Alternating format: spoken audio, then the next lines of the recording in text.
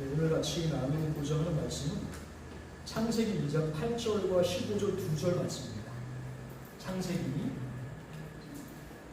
2장 8절과 15절 말씀을 제가 천천히 봉독해 드리도록 하겠습니다. 창세기 2장 8절과 15절 말씀입니다. 일단 8절, 여호와 하나님이 동방의 에덴에 동산을 창설하시고 그 지으신 사람을 거기 두시니라. 15절, 여호와 하나님이 그 사람을 이끌어 에덴 동산에 두어 그것을 경작하며 지키게 하시고. 아멘.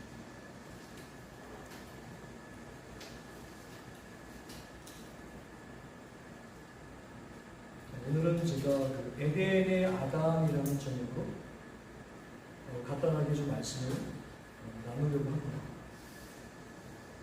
에덴 동산이라는 말을 다들 잘 아시죠? 아마도 모르시는 분이 없을 거라 생각합니다. 에덴이라는 단어는 에덴의 아담, 에덴이라는 단어와 아담이라는 단어는 둘 다 히브리어라고 합니다. 히브리어로 구약 성경이 쓰여졌는데 이스라엘 나라, 옛날 이스라엘 나라 말이에요. 이 에덴이라는 단어는 기쁨과 풍요라는 뜻이고, 아담은 아다마라는 흙이라는 단어에서 비롯된 흙의 존재, 이런 뜻을 가지고 있는 단어가 아담입니다. 그래서 에덴의 아담. 하나님은 흙과 생기로 아담을 지으시고 그 첫사람을 에덴에 두셨습니다. 기쁨과 풍요의 나무에 마치 소중한 나무를 심듯이 그렇게 사람을 심으신 것이죠. 이것은 아담을 향한 주님의 마음입니다. 기쁨을 주고 풍요로운 삶을 살면서 참된 행복을 누리게 하시는 그 부모님의 마음이 곧 하나님의 마음. 그래서 하나님, 우리가 믿고 있는 하나님은 에덴의 하나님이십니다. 사실 이 에덴이라는 이 단어와 에덴의 하나님은 성경이 66권인데 창세기에서부터 계시록까지 66권의 처음과 끝을 장식하는 매우 중요한 그 배경, 그 환경을 이루는 곳이 바로 에덴 동산이거든요. 근데 이 에덴이라는 단어가 기쁨, 그다음 풍요, 행복이라는 단어. 80억의 사람들 가운데 이 단어를 싫어하는 사람이 단 한 명이라도 있을까요? 단 한 명도 없을 것입니다. 거기에다가 이제 이 건강이라는 단어를 더하게 된다면 아마도 그것은 최고일 것입니다. 특별히 히브리어로 건강이라는 단어는 샬롬이라고 합니다. 우리 하나님은 에덴의 하나님인 동시에 샬롬의 하나님이신 것이죠. 그 모든 사람들이 이 에덴과 샬롬을 열망하고 있는데 그 열망하는 가장 그 증거는 뭐냐면, 사실 엄밀히 말하면 우리는 이 기쁨과 풍요와 행복과 건강을 우리가 상실하고 혹은 결핍하고 부족하다는 것을 아주 여실히 말해주고 있습니다. 오전에도 우리가 목사님 설교를 들으며 하나님 앞에 우리가 기뻐하라라고 성경이 얘기하고 있지만 사실 우리가 기뻐하는 것만큼 참 어려운 게 없다는 것이죠. 도대체 왜 우리는 이러한 기쁨과 풍요와 건강을 상실하는 삶을 살고 있는지를 한번 깊이 고민을 해볼 필요가 있습니다. 우리 동양 사람들은 아주 오래전부터 오복이라는 말을 사용했습니다. 오복이라는 것은 이제 5가지 복을 뜻하는데, 이 5가지 복은 모든 사람들이 동양 사람들이라고 하면은 그걸 다 정말 열망하고 중요하게 여기고 정말 갖고 싶어 하는 것들인데, 그 첫 번째가 뭐냐면 장수예요. 그러니까 오래 사시는. 두 번째는 부귀, 그러니까 돈이. 세 번째는 강령이라고 해서 이것은 건강하고 평안하게 사는 것. 이 강령이라고 합니다. 네 번째는 뭐냐면 덕행이라고 해서 그냥 일평생 살면서 이렇게 좋은 일을 베풀면서 사는 것을 또 복이라고 복이라고 하고요.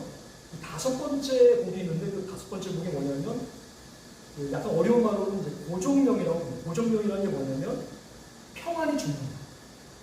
사실은 여기 계시는 분들이 전부 다 어르신들이 많으셔서 이 오복이라는 것을 딱 들을 때마다 나도 저런 복을 정말 갖고 싶다. 솔직히 말하면 아직 제가 이제 여기서 제일 젊은 사람에 속하지만 저도 마찬가지로 이 오복이라는 것을 사실 열망하는 사람 중에 한 명입니다. 특별히 여기 잘 보면 이 오복을 한번 천천히 생각해 봤더니 여기 중간에 겹치는 것들이 뭐냐면 바로 이 기쁨하고 평안입니다. 사람은 기쁘게 살고 싶어하고 특별히 좀 부족해도 욕심 없이 평안히 이 세상을 다 하다가 그렇게 가고 싶다 하는 것이 아마 모든 사람들의 이 소망인 것 같습니다. 근데 중요한 것은 하나님은 바로 그 첫 사람 아담을 바로 이 행복의 동산, 바로 이 행복이라는 동산은 바로 기쁨과 풍요의 동산인데 이 에덴에 두셨다라고 하는 것은 참 중요한 것을 우리에게 말씀하고 있습니다.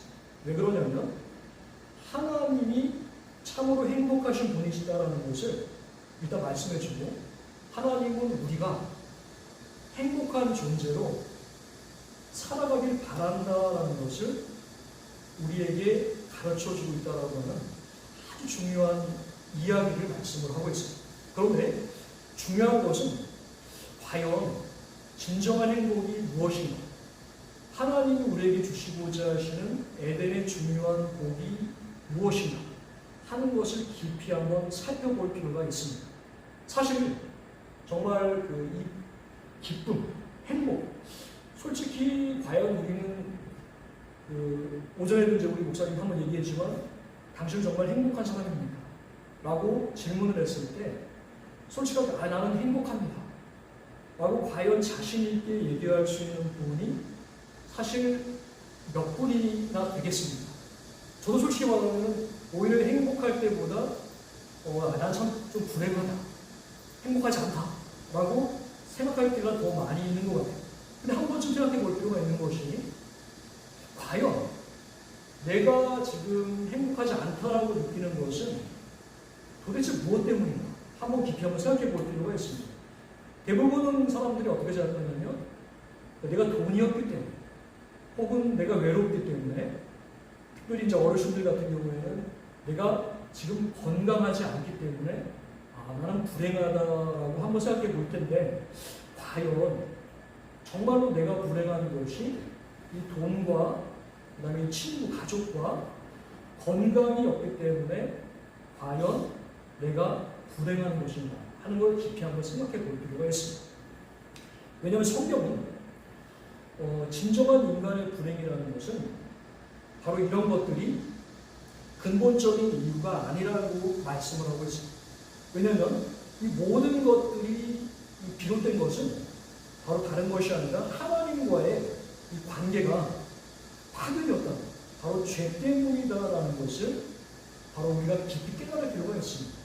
사실 우리는 그냥 돈, 건강, 가족 이런 것들만 쉽게 생각하는데 이 인간에 대한 깊은 불행과 이걸 좀 어려운 말로는 뭐 소외 뭐 이런 말을 하곤 하는데 이런 존재적인 이 불행 같은 걸 깊이 사용했던 사람들은 그런 사람들이 뭐라고 얘기하냐면 결국은 인간이 이렇게 불행한 것은 우리가 무언가를 가지고 있지 않기 때문이 아니라 죄라고 하는 바로 심각한 병에 걸린 병자들이기 때문에 우리가 결코 행복해질 수 없다라고 얘기를 하고 있습니다. 자, 이거에 관해서 한번 우리가 한번 생각해 볼 필요가 있습니다. 창세기 2장 8절을 다시 한번 보도록 하겠습니다.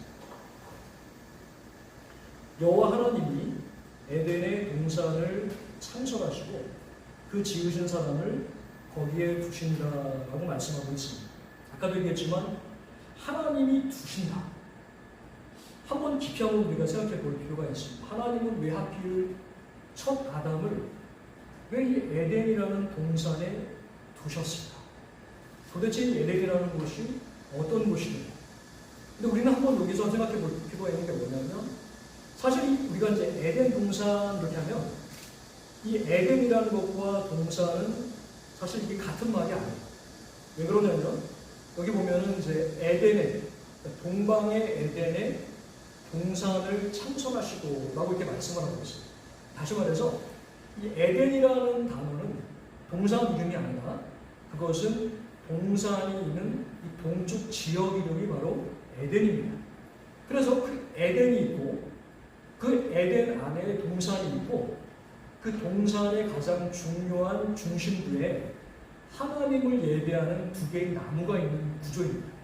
다시 한번 얘기하면 에덴이라는 지역이 있고 그 다음에 그 지역 안에 동산이 있고 그 동산 중앙 안에 바로 동산 중앙에 두 개의 나무인 선악과 나무와 생명나무가 있는 구조입니다.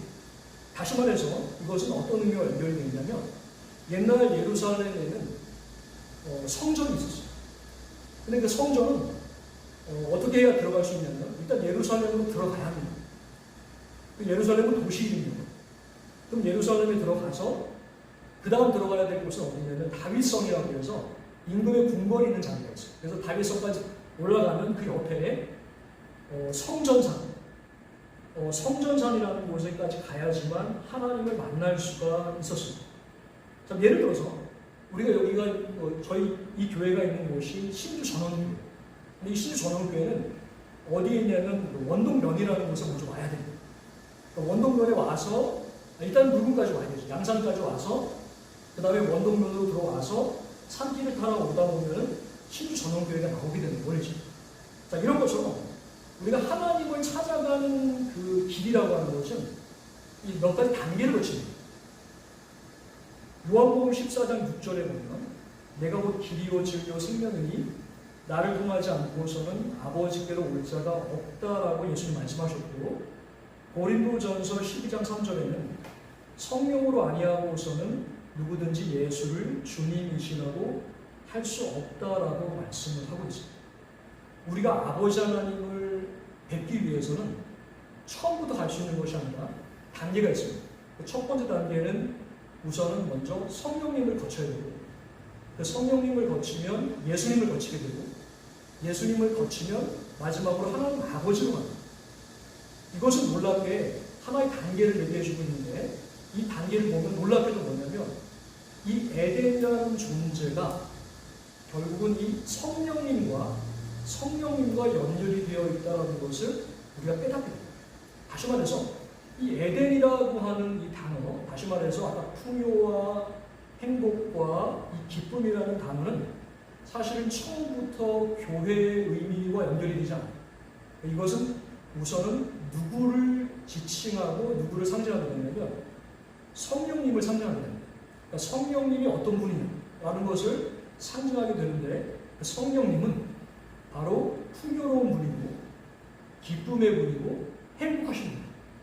근데 놀랍게 성령님은 우리 가운데 오셨을 때 그냥 계시지 아니하시고 반드시 교회라는 그분의 몸을 입고 우리 가운데 현존하고 계십니다. 그러니까 성령님과 교회는 실제적으로는 서로 다른 인격이시지만 실제로는 같은 존재입니다. 그렇기 때문에 성령님은 이 에덴과도 같은 분이시기 때문에 결국 성령님은 교회를 통해서 교회로 하여금 에덴과도 같은 존재가 되라고 우리 가운데 말씀하고 있다는 것입니다. 그렇기 때문에 저희 이 신주 전원교회를 향해서 성령님께서 말씀하시는 가장 중요한 메시지는 바로 이 에덴과도 같은 존재가 되어야 한다. 그 에덴과도 같은 존재라는 것은 행복한 존재, 행복을 주는 존재가 되어야 한다는 것을 말씀하고 있는데 그럼 우리는 이런 생각을 하게 돼요.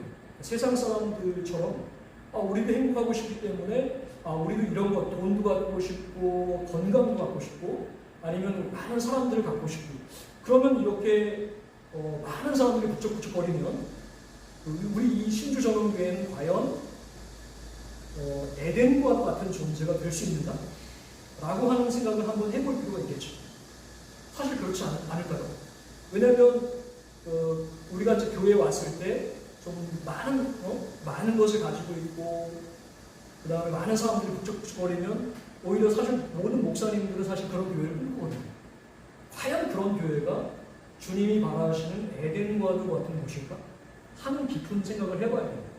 자, 그렇다면 과연 이 에덴의 행복, 성령님이 우리 가운데 오셔서 우리 교회를 에덴으로 만들기 위해서 주님이 주시고자 하시는 그 행복의 조건들이 과연 무엇일까 하는 것을 한번 깊이 한번 생각해 볼 필요가 있습니다.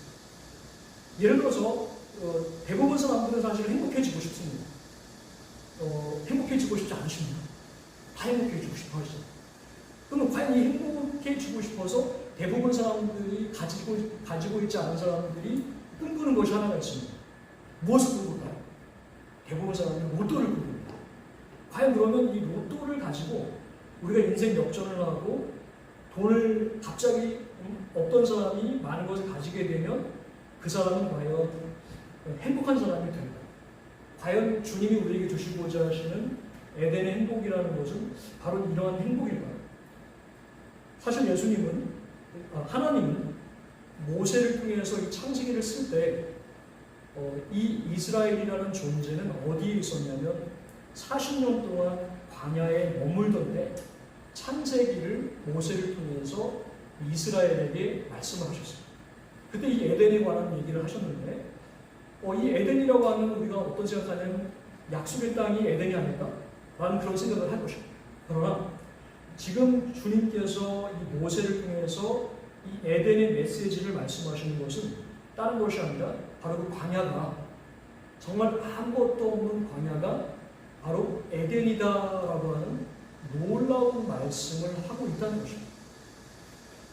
사실 과연 우리가 여기 지금 이제 모여 있지만 과연 우리가 에덴이 될 수 있을까 하는 그런 의구심이 사실은 충분히 있을 수가 있습니다. 그런 것처럼 옛날 이스라엘 사람들은 그 광야 속에서 과연 우리가 여기가 에덴일까?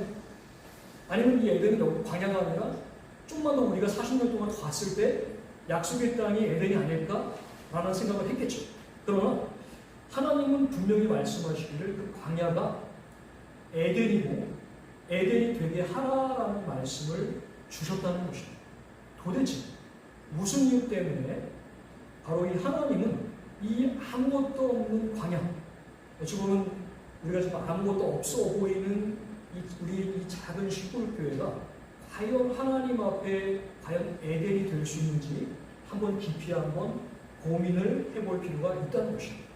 다시 말해서 광야를 에덴으로 만드는 그 가장 중요한 행복의 조건, 돈도 아니고 친구도 아니고 건강도 아닌 그 가장 중요한 조건은 과연 무엇이길래 과연 이 광야는 에덴이 될 수 있을까?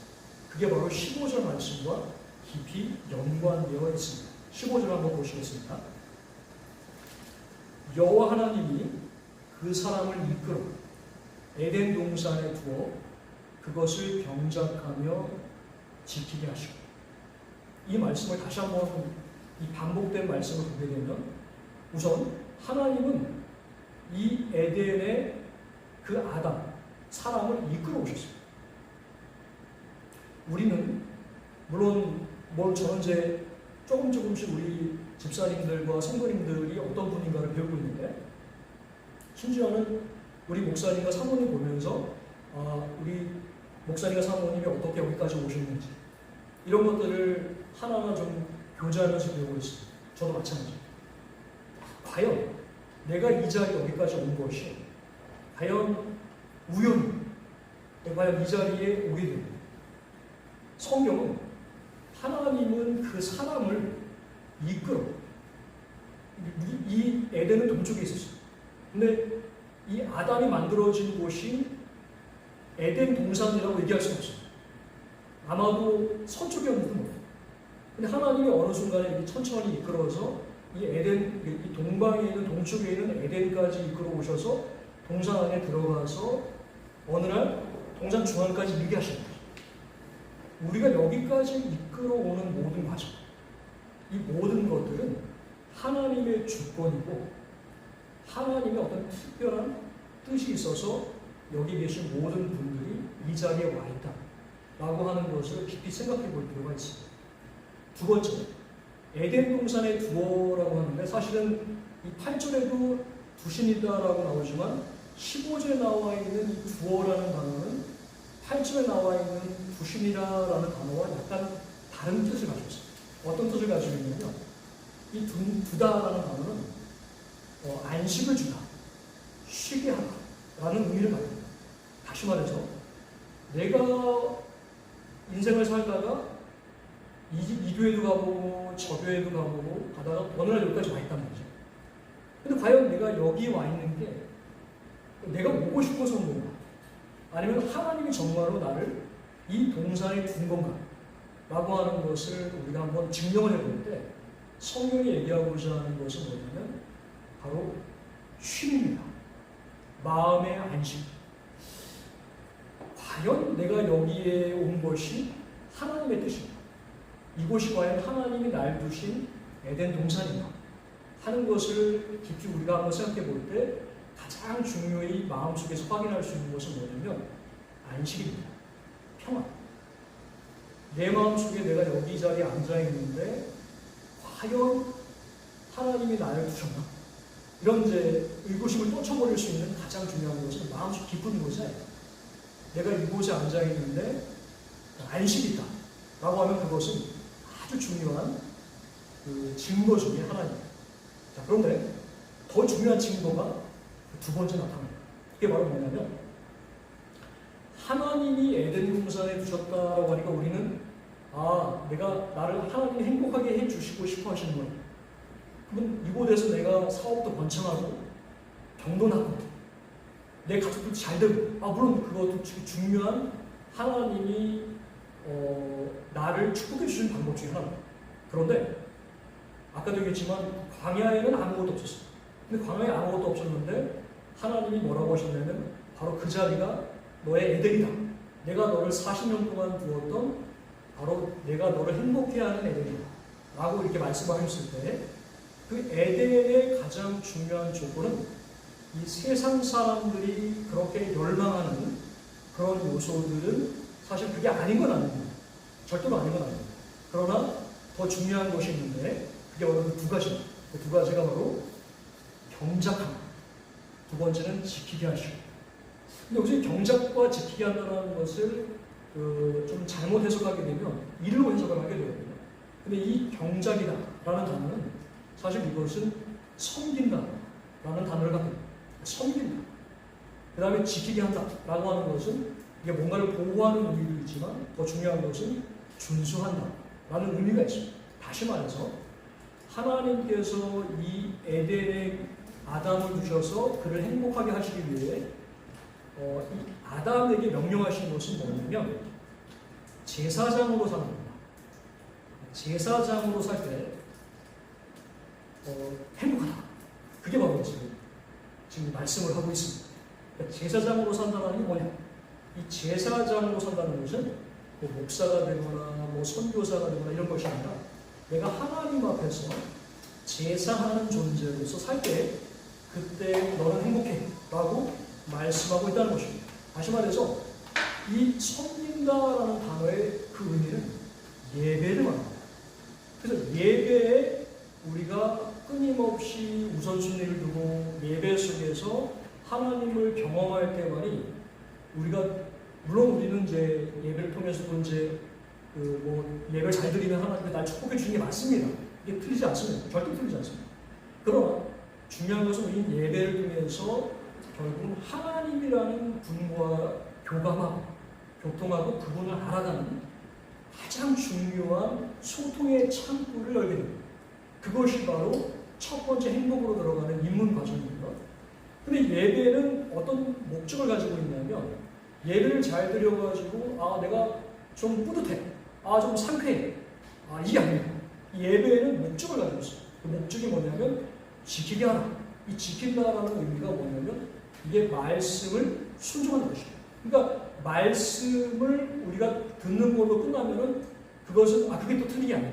말씀을 들어야 말씀을 순종할 수가 있습니다. 그러나 말씀을 듣는 거에서 끝나는 것이 아니라 언제 우리가 행복을 느끼냐면 내가 하나님 말씀에 순종할 때 그제서야 우리는 행복을 경험하게 됩니다. 도대체 이게 무엇이길래 우리를 행복하게 하느냐라고 했을 때 우선 이 예배라고 하는 것은 성령님을 알게 합니다. 성령님을 알게 하는 아주 중요한 그 방법, 그것이 바로 예배고요. 이 말씀이라는 것은 우리를 예수님을 알게 합니다. 그러니까 성령님과 예수님을 동시에 알게 할 때 우리는 행복해집니다. 다시 말해서 인간의 행복, 우리 기독신자들의 행복은 물질적인 조건에서 오는 것이 아니라 하나님이라는 존재를 우리가 알아갈 때 우리가 정말 행복해진다.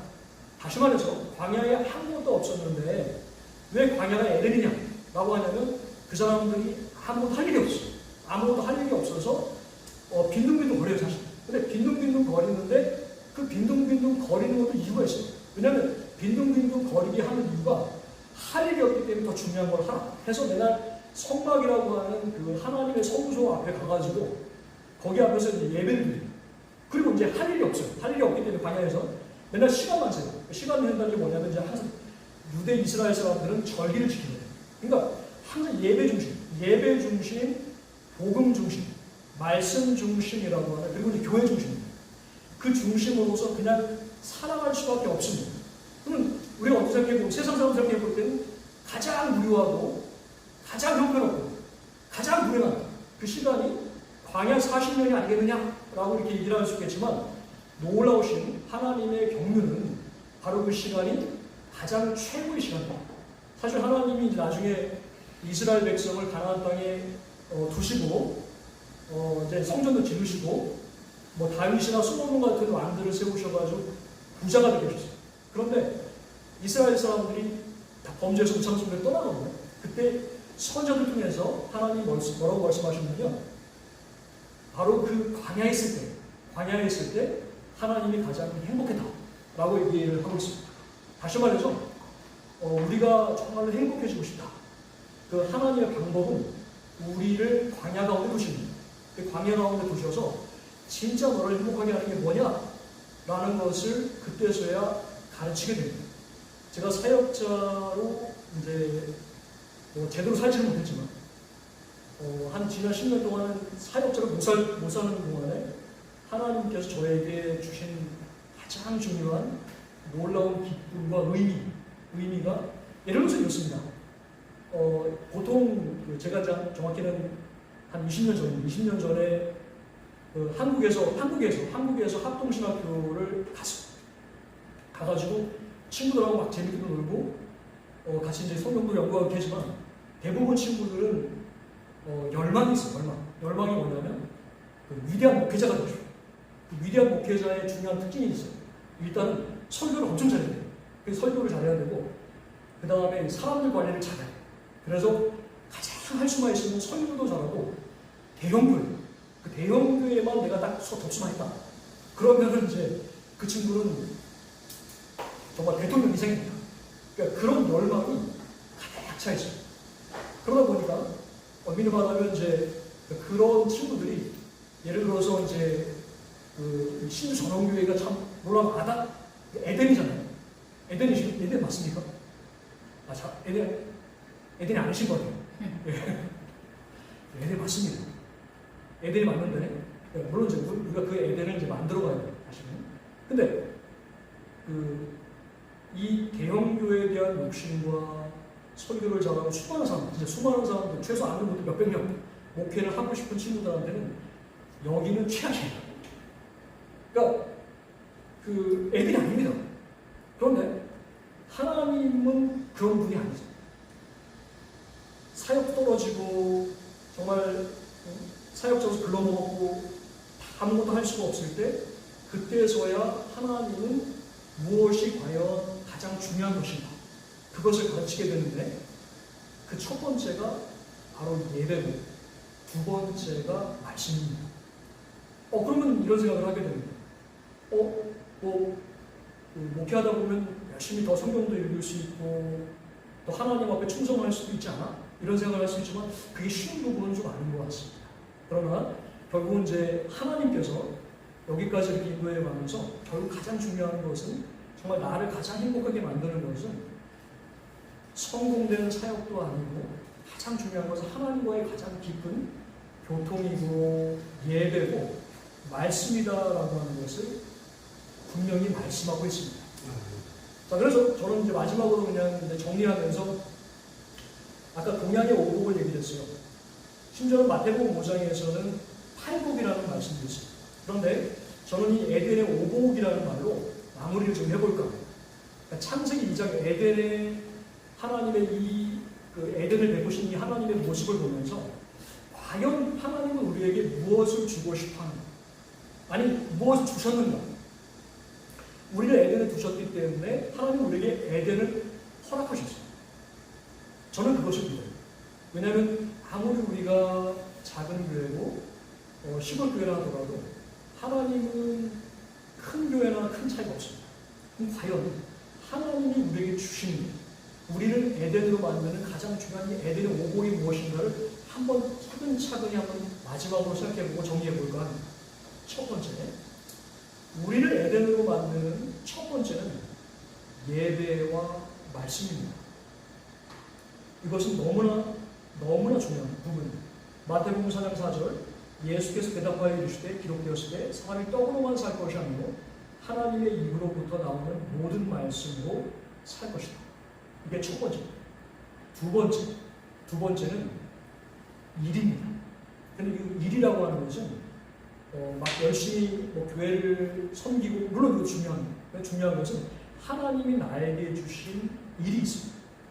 교회는 무조건 일만 하는 것은 아닙니다. 어떤 분은 기도가 일이고, 어떤 분은 섬김이 일이고, 심지어는 어떤 분은 그냥 사람들에게 인사를 잘하는 것도 일입니다. 각자 주어진 달란트대로 하나님께 주신 마음대로 하나 되는 것, 그것이 바로 그것이 일입니다. 그 일이 반드시 있어야 사람 행복해질 수가 있습니다. 세 번째는 공동체입니다. 분명히 하나님은 이 아담 옆에 혼자 두지 아니하고 아담을 혼자 두셨을 때 독초하는 것이 좋지 않다라고 말씀하셨습니다. 그래서 아담 옆에 하와를 두셨습니다. 그렇기 때문에 우리가 혼자 있는 게 아니라 이렇게 서로 함께 어우러지는 것, 이것은 중요한 행복의 조건 중에 하나입니다. 그럼 단지 우리가 함께 있는다고 되는 것이 아니라 하나님 뭐라고 말씀하셨냐면 예수님을 통해 너희는 서로 사랑하라. 이 사랑의 본질은 용서와 섬김입니다. 그렇기 때문에 이 서로 사랑할 때 공동체는 공동체가 되는 것이지 세상의 공동체와 거의 다를 바 없을 수도 있습니다. 그렇기 때문에 살아있는 공동체, 사랑하는 공동체를 만드는 것이 세 번째 중요한 부분이고요. 그 다음에 또 중요한 게 뭐냐면 풍요입니다. 그러니까 부족함이 없는 것. 그러면 사실 이 에덴에 보면은 에덴에는 강도 흐르고 모든 신호가 다 있었습니다. 그러면 우리는 이런 생각을 합니다. 그럼 역시 하나님 앞에 내가 잘 서 있고 예배도 잘 드리면 역시 내 사업도 번창할까?